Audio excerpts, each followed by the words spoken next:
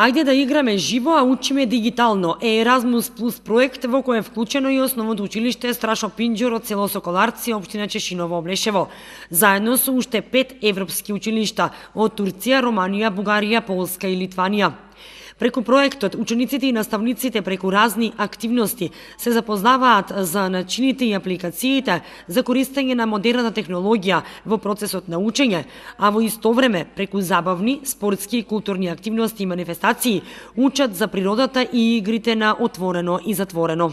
Целта е зголемување на дигиталните компетенции кај наставниците, тоест употреба на паметна табла или смартбор, употреба на платформата Moodle, со која што наставниците и учениците ќе можат да се поврзат со партнер училиштата од другите држави и во исто време презентирање на традиционалните игри со кои што ќе можеме да ги одделиме учениците да го поминуваат слободното време преку игра, а не пред самите компјутери.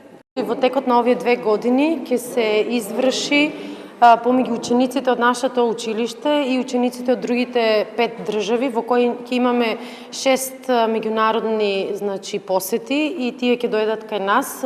Се ни е во план. Секој месец имаме активности кои што ќе се извршуваат од страна на дел од наставниците и учениците. Најмногу се опфатени учениците од 1 до 6 одделение. Активности кои секој месец се извршуваат, ќе имаме часови по англиски, ИКТ настава, тоа се дополнителни часови од страна на наставниците, внатрешни активности, надворешни активности, спорт и уместност. Целата работа сакаме учениците да ги одвоиме од компјутерите и да ги вратиме на оние традиционални начини на игра, а исто така сето тоа може да се види и на интернет, со што учениците ќе бидат исто така поврзани и со компјутерите, а и со внатрешните игри, што можеби ќе биде поинтересно отколку до сега.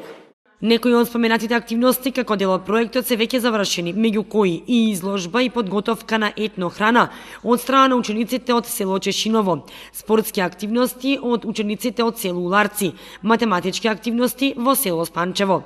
Во понатамошниот период ќе следуваат и други внатрешни и надворешни активности. Проектот ќе трае 2 години, почнувајќи од октомври оваа година, а ќе заврши во септември 2019 година.